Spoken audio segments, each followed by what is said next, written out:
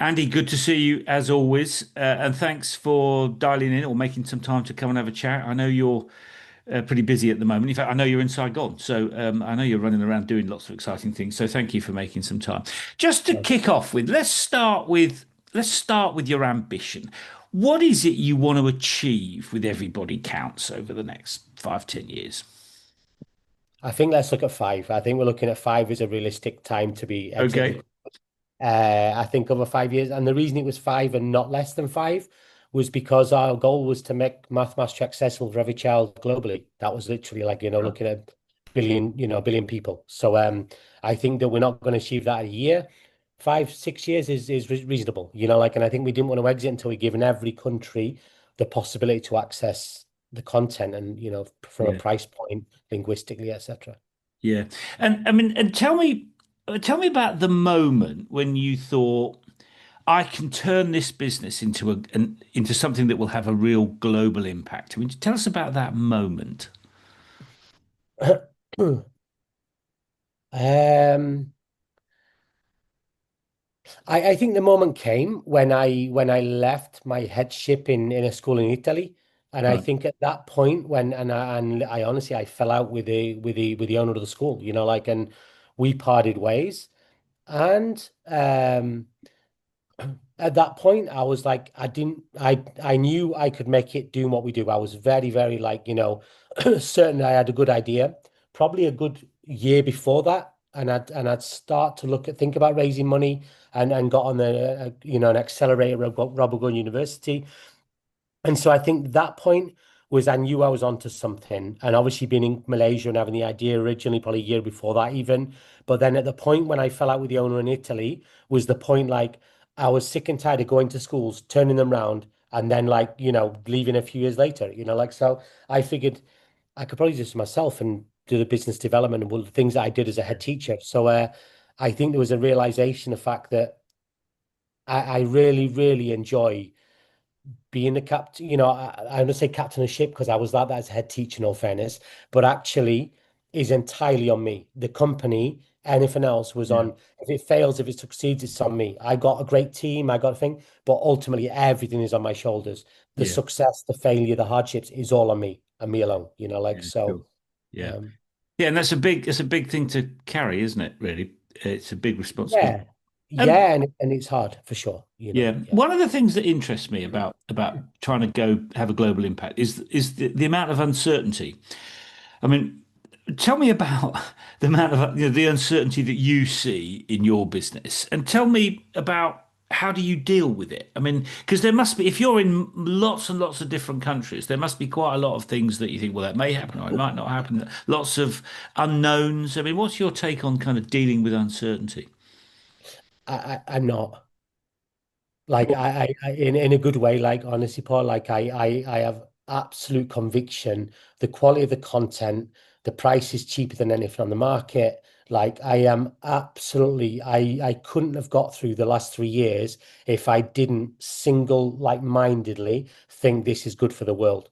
Literally, so I never ever doubted the quality and the content, my own tech team, what we've built, what we've ended up developing now the stage you're at now, raising venture capital in London, like it was never, never, never a doubt in what I was doing or what the It's mission that we belief. You're saying it's all about belief, belief. pure belief, absolute belief, single-minded belief, to resilience to keep Yeah. going, and never doubted. Yeah, there's things you think, like things you question, like route to market. Should we gone B2C? We went B2B. Clearly, I think it was the right thing to have done, but opportunity is different, partnerships in certain marketplaces. Now I'm living in Vietnam, different model, different distribution model, potentially B2C different, like do we sell core content, do we supplementary? So these are things to discuss. Single-minded belief, but I think because we've very much got a mission-led company as well as just for business, or that, Mm. like there's a real belief behind what we're doing, makes that belief and mission Yeah. absolute Yeah. not in question. Yeah. I mean, and that belief thing's so important, isn't it? Because it's the thing that keeps you going when things are tough. Yeah, very much so. And it's been tough, my Yeah. God, like in the last 2.5 years, like, yeah, there's a times when I think like, okay, said Mrs. We start. She's like, I mean, I was a head teacher, so I was on a very comfortable salary and got the experience of being, the CEO of my own company for the last 3 years now. Like I got offered very attractive stuff in Abu Dhabi and Portugal and as a head of school groups and this type of stuff. Not a single interest. And she's the same, like just no, let's keep going with we're gonna make it. Yeah. Don't, like so, okay. Yeah, yeah, yeah. And I mean, has there been anything that's kind of knocked you for six along the journey? I mean, when you've been, I mean, I know you've got that really clear sense of belief that you're going to succeed in the end. I mean, has there been things that have kind of blindsided you a little bit, or tested you a bit as the CEO? Um, I mean, cash flow is always now Mm. is getting solved, but like cash flow for the first 2.5 years, we're just over that now. But like that's always been a constant thing. And I'd say yes, even like literally 2 months ago, like after we won Innovate UK, so I know there's certain things coming in. Wrexham finished, we were getting 30 grand a month from Welsh government, so that was coming in, paying salaries and stuff. Then that finished. And then like, okay, then I know Innovate comes in, but then I know the Innovate's not coming till quarterly. So that's like a thing. And at some point a couple of months ago, I couldn't see where the next money was coming in the next few weeks or the Yeah. next 2 months even. And that's a concern. But then all of a sudden, something happens, and it's just like it happened before, and then we won Innovate UK, and it's like, wow, okay, 500,000, like. But then even the realization of that, like, we got a cash flow that Innovate UK is fantastic, great, da da da. But I got a cash flow it, like it's Yeah, money yeah. comes Because back. you pay in arrears. Are they pay in Paid arrears? arrears, yeah, Don't they? paid in arrears, yeah. So it's like, I mean, we're paying out 60 grand, 70 grand over the 3 months, and then that comes back in, but I'm 70 grand out of pocket where it's going, like so. Yeah. And yeah, and then literally literally, I'm gonna say 2 months ago, like or a month, Fuel announced that they'd invested in us, like, and they put out on social media the fact we backed Everybody Counts, Andy Ridgway, and blah blah blah. And literally, people were picking up the phone and calling me saying, like, "Are you taking further angel investment? Can I back you?" The night before, I could hardly sleep because I didn't know where the next money was coming from. I knew the fuel money was coming shortly, and Yeah. in 2 weeks' time, Yeah. it's more on the second tranche. But at the same token, then I was a bit concerned by it. Okay, where's the next money coming this month? And then they did that. And then all of a sudden, money's flowing again. And money's flowing in from left, right, and center from angel groups and angels and pitching. And it's just like, just because I stayed alive, it just made those chances just kept widen that chance of actually something coming off. And And all it, we did was stay and alive. it kind of comes back to the belief thing, doesn't it? You just have to keep going and figure out a solution, don't you? Yeah, yeah, yeah, yeah. Very much so. Very much so. I mean, we've, I think we've been tested as well. Things like, even from, me and the co-founder, like I think we've got different backgrounds, different experience, both educators, but like different experiences. Me of a head of schools, and stuff like that. Her more in a CPD space and educating teachers and very, very strong at what she does. But at some point, she stepped back as being director. She's like, Andy, I can't sleep at night. I'm struggling to Really? to handle this pressure. And she stepped away, not away from the company, but away from the directorship. Like Yeah, yeah. so. It put then everything on my shoulders, which then was a test because we got on fine. It's not an issue, but the reality is like, wow, this was then not split. It's all on my shoulders. Yeah. So it's just you that has the sleepless nights. It's just me that's sleeping nicely. Great.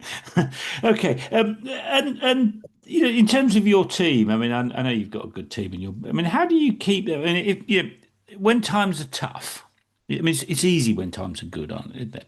How do you keep people motivated and focused when times are tough, though? I think that's one of the interesting aspects is because you've got a small team and and they're doing a lot of stuff.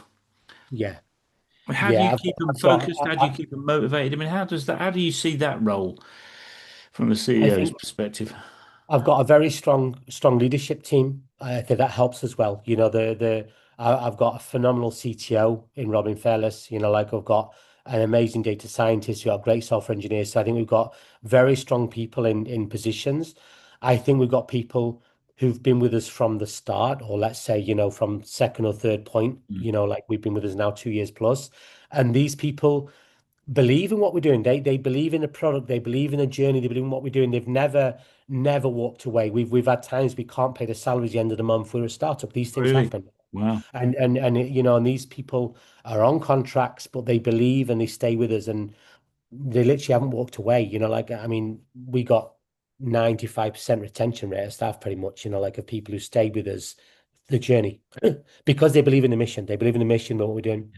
I think that for good or for bad, I always have got belief that this is gonna come here. This we're gonna get back from this group, like, and 9 times on 10 it does happen. It doesn't always, but like sometimes someone lets you down or something else, that also happens. But I think because I'm very, very positive, you give that belief to the team, like, don't worry, something's coming now. They'll be in 2 weeks' time, we'll have the money. And it might not come from where I thought it was gonna, but it'll come from somewhere else. But the fact we Yeah, kept going, yeah, the yeah, money comes. yeah, yeah. And again, that's the belief thing, isn't it? It's so Yeah. important.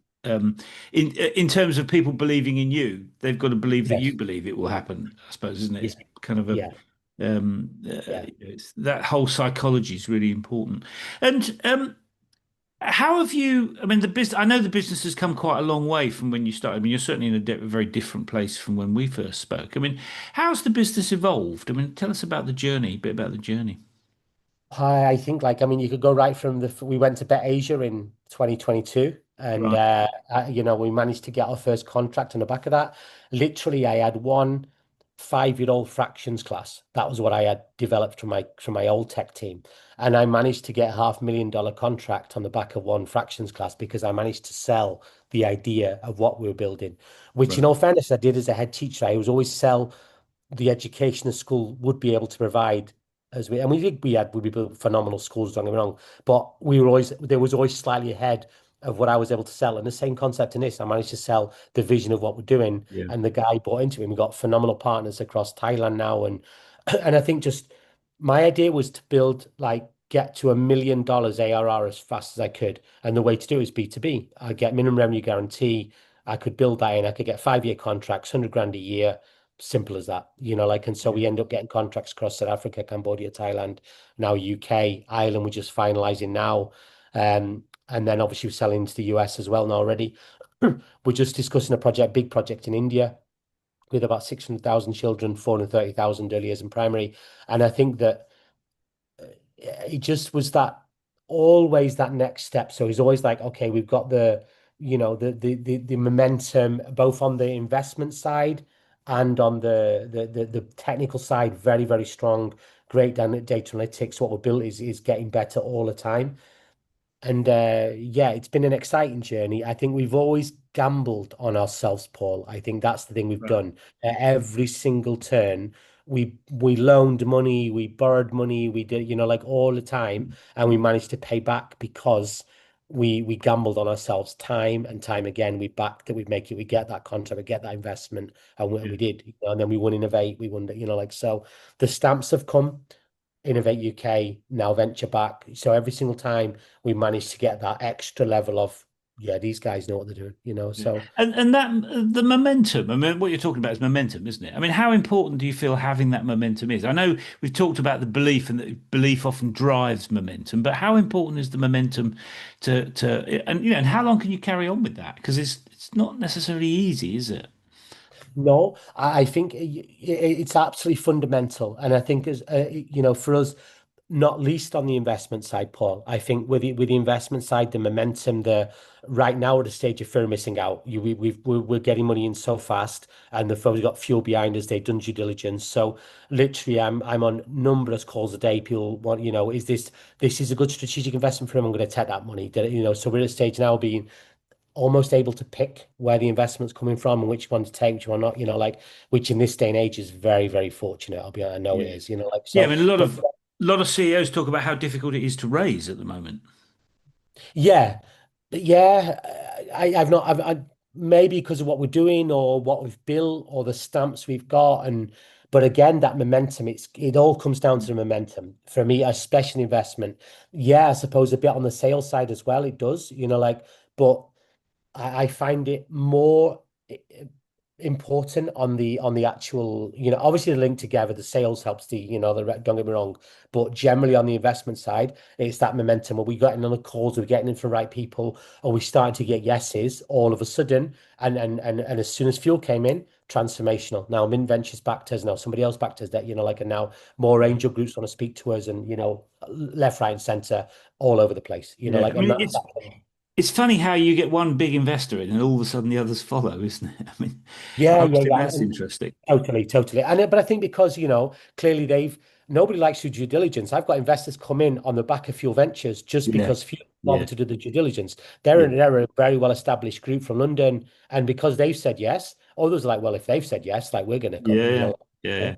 Which is the momentum thing, isn't it? It's Yeah, part of the yeah. momentum thing. And what people do as well, I've noticed as well, is they just call Fuel. And Fuel are very great, really, really good like that. They're like, yeah, yeah, just tell them, give us a call. Like so. Yeah, This week now, I've got a few days ago, I got Foresight, who are a massive group. Foresight, yeah, Foresight, like for them in the big play in the UK game, they just call in Foresight. They're just like, okay, we're going to call that. They'll probably do some due themselves, but they're looking at 500,000 investment. They're just picking up the phone and calling Fuel. yeah, yeah. It's funny how that works, isn't it? And you mentioned sales. I mean, do you see as the CEO, do you see it your job to be the chief salesman at this point? I mean, how do you feel about that? And presumably you like sales, do you? Yes, I do. It excites me, and it's the one part. I heard something about like something like 90% of tech founders play in the tech area. I do not absolutely. I'm Yeah, no good at that whatsoever. I've got a phenomenal tech team. Robin, as the CTO, is very, very strong. My interest is the sales and the partnerships and relationships. That's what I was good at, and it's still very much founder led on the sales side. But I'm starting to build a good sales team. We're starting to yeah, get out there now. My sales ladies in Dubai, and yeah, we get some good contracts in Dubai over the next few weeks and stuff. Then obviously the partnership stuff set up. There's guys selling for us in Thailand doing well. Cambodia's starting to come very nicely. South Africa, like YPO in the UK, we've got 80 multi-gamma trust chatting to now and stuff. So it's yeah. getting exciting, very exciting. And I mean, lots of people talk about the importance of partnerships when you're working in multiple jurisdictions. I mean, do you have a view about how you negotiate the best deal with those partners? Because those negotiations can be quite tricky sometimes. And also, there are cultural differences, aren't there? I mean, doing business in Germany is very different from doing business in Singapore. I mean, those aren't good examples, Yeah, but you get my yeah, point. I mean, yeah, yeah, totally do. I think I've always been on like it's got to be win-win. It's got to be good for them. It's got to be good for yeah, us. Like so. I think we typically do like a revenue share system, and I like to be really fair. Say, okay, like let's put this as the line here. This is what you have to do. This is what I have to do, and nobody's actually. We've not even gone to negotiation. They're like, great, we like that. Let's do it. Which is maybe it's a bit generous. But right now, I've got people who are yeah, enough percentage to be like good percentage to be like, okay, well, I'm going to sell this for you because I make a lot of money from this. Like yeah, so. The yeah, one thing in the partnerships we've done, which is probably smart or not, it depends on the area. Don't get me wrong. I think Vietnam may be a bit different, but like right now we've got like exclusive partnerships, so there's no competition on price. They're exclusive seller, therefore they have to give us a minimum revenue guarantee, which is a way for me to keep racking up the guaranteed revenue for me annually. The ARR, yeah. and then because it gave them exclusivity. But comes with that comes the requirement, figures, targets. Yeah. Yeah, I guess getting those things right, again, if you get all those things right and if you get good partnerships, to come back to your point about ambition, it helps with the ambition and it helps with if you can get people on board with the ambition, it helps with the momentum, doesn't it? Keeping things moving forward. Yeah, yeah, and the momentum just keeps carrying. Like we went from Thailand, then also Cambodia, and then once people have seen it working, and even I'm going to say in that part of the world, in the developing world, like all of a sudden we're involved with a big group in Niger, doing teacher training with state schools in Niger and state school teachers and stuff. And wow, this is just happening. We literally last week we had a training on in Niger, and Niamey on the same day as we were in Phnom Penh, and we were online with Niger, my team back home, and we were in person delivering state schools in Phnom Penh with the ambassador opening up the training and Chalfont Grid director there and stuff, and high level people and really great support.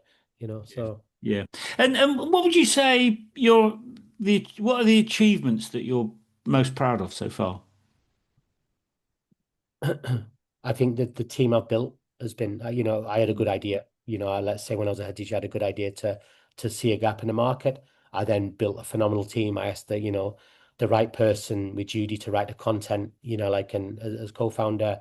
I then had we've got a right person, a phenomenal CTO.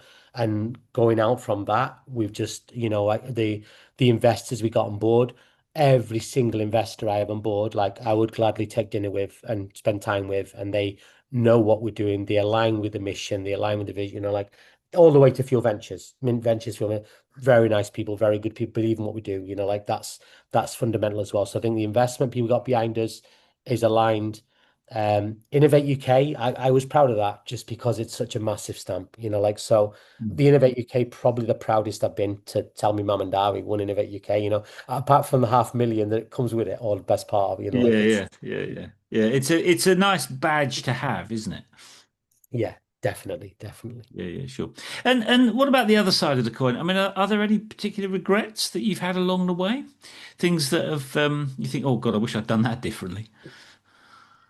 Yeah, I think we made mistakes. I think we made, I made countless mistakes. I made many, many good decisions, things that people are now trying to backtrack and catch up with us on. Things like localization of content, bother translating, localizing the content, building in modular format so we could tailor to any country, curriculum map.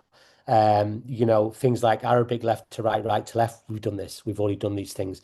So I think we made many great decisions. Wrong decisions, like my obvious one, I should have just not. I was.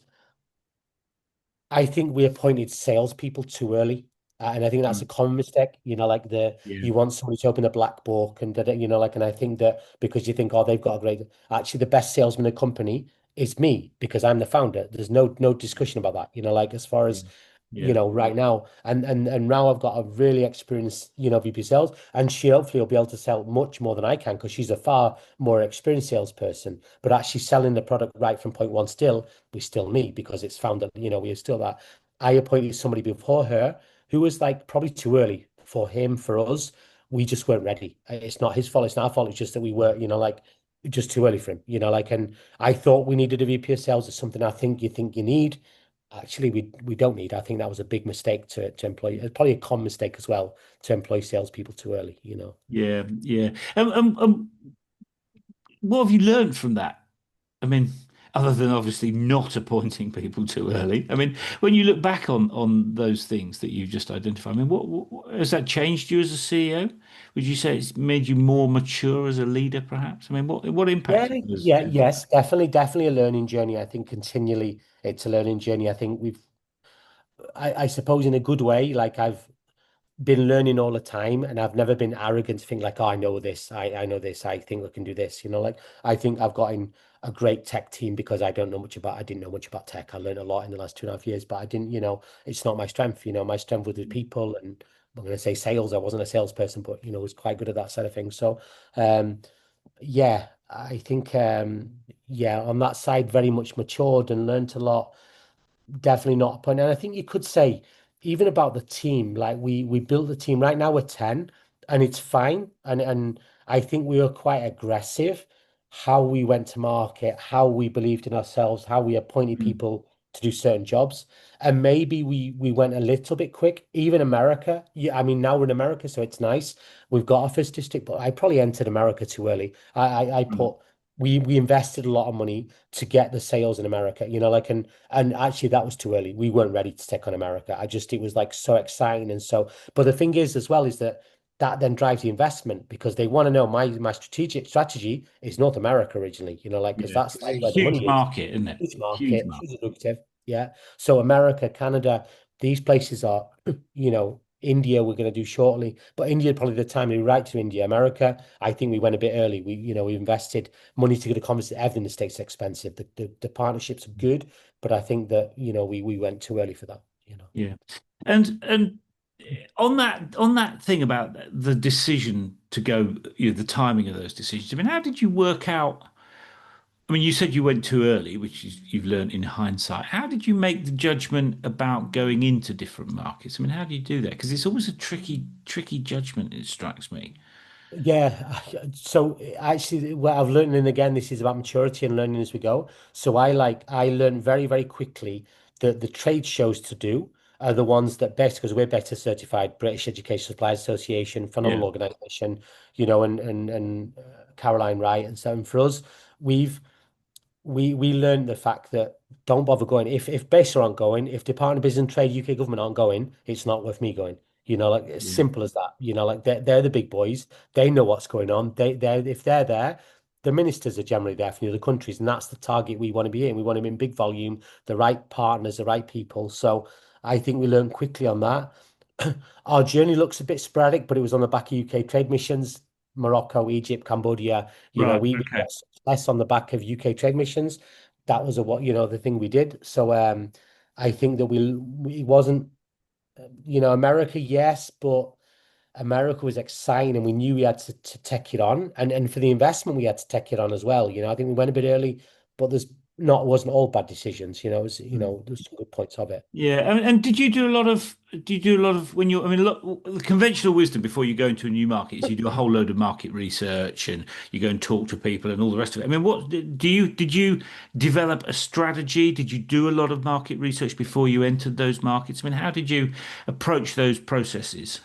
No, we didn't, and we just literally went with like, okay, partners. We got picked up by IEI, the Institute of Educational Innovators, who are really great partners in the US, by ERDI in Canada, and we got picked up like from Bet London. IEI said like, wow, what you guys are doing is phenomenal. They met me and Judy. They took us for beers, and then they like, you guys have got to come to the States. So it was like from then to me, like, you got to come over it. Like now, obviously the cost to that. And they're also sales, but I'm not daft, like, but actually Yeah, we probably went too early. We didn't do we didn't do any market research on some of the stuff. Yes, when we were going over, we learned a lot on districts and what to do, targets and stuff like that. But I think we'll do more of that before we enter the Indian market realistically, like, and I think we've learned that as well, that that's important. It's not that, yeah, we didn't do much on that, Paul. We just did like, went as the wind blew us really, and I've had success where we've been. Actually, that's been the good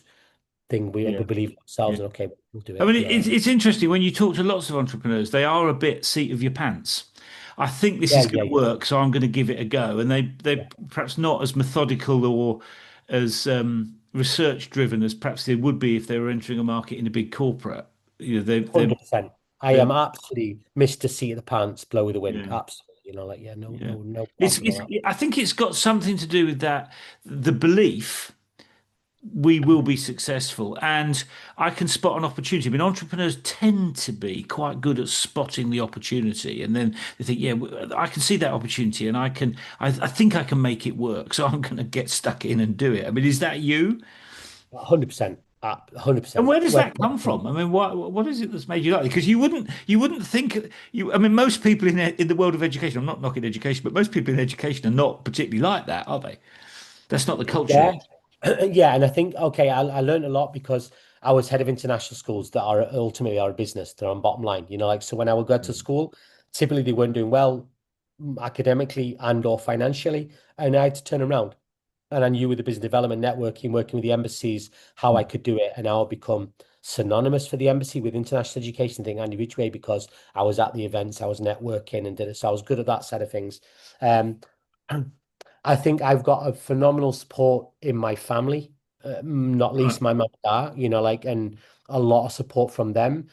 Just the fact that the way I grew up, mum and dad had me young, so I never related happiness to money or anything like that. It was literally Right. like, okay, as long as I was playing football on the street, I was happy enough, like, so there wasn't any relationship with having money or anything else.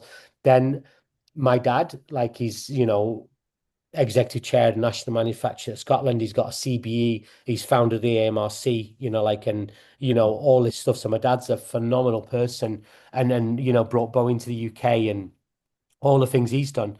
And unfortunately, my dad, he did it as part of the universities, University of Sheffield. So he did very, very well. He's, a phenomenal man, and done very, very well out of life. But if we succeed now, even in the next 12 months, there's no way my dad financially could make what we can make as a company, Yeah. because but my dad gave me that confidence to be like, go and do Yeah. it. I mean, if I fail, I can go live at home. I got a great family. I love spending time with them, like, so it's not that I worried about, and maybe I didn't have a mortgage. I never bothered that stuff. I went and was an international school head teacher. I rented a place in Italy. I rented a place in KL. So I never had that tie of like, Yeah. Yeah. It's funny how those things rub off, isn't it, really? That if you've got that underlying mindset, being in that environment enhances it, encourages it, doesn't it? And then you develop yeah. Yeah, I mean, and what my dad built, like on the back of a machine tool workshop, basically, where he started in on the picket lines and where Arthur Scargill did the picket and stuff in Sheffield and Orgreave. Like this is phenomenal what he built, like but he believed again on belief in himself, doing Yeah, what like yeah, thorough and very very smart guy. You're much smarter than me, but I managed to like I suppose be good at the sales part of thing and being able to yeah, sell the idea, being able to sell to get some investment, being able to sell the idea, the vision, and so far I've raised what 1.6 million pounds English, like and signed what $4 million of contracts and grant funding and all the rest on top of it, yeah. so it's but Yeah, being able to sell is a pretty useful skill, isn't it? it is. Yeah, and I think and I learned my I'm going to say honed my skills being head of international schools where I had to sell places in the Yeah, school to yeah, make them successful. Because if I haven't got a good, if I'm behind, the school's closing, everyone losing a job. Like so that yeah, was a driving force to get out there yeah, and sell the yeah. product. It's interesting, I think. I mean, sales is one of those things you can't really learn from a book. I mean, you can learn lots of things from books, but sales you have to go out and practice, don't you, really? And that's how you work out what people want and how to persuade them to come your way. And it's very much a practical thing that I think. Yeah, and always I think I was good because I never actually tried to sell, let's say tried to sell. It was just like I presented to what I was building and they're like, yeah, I want to be part of that. It Yeah, was more kind of partnership approach yeah, rather than a sales approach. And yeah. I think that's been the key to the success as well Yeah, so because it's about getting people to buy into the vision, isn't it? That's the that's language. I exactly. mean, Yeah. if Yeah. people want to be part of the journey, they're going to opt in, aren't they? So, Yeah. and is there anything that you wish you'd known at the beginning? You know, something that you think, oh God, I wish I'd known how to do that at the start, or anything like that?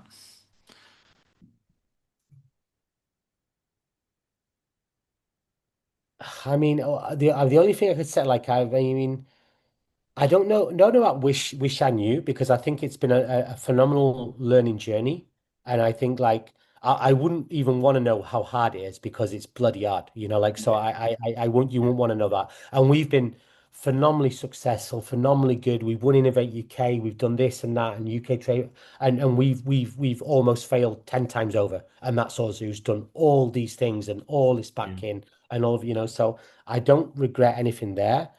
Um.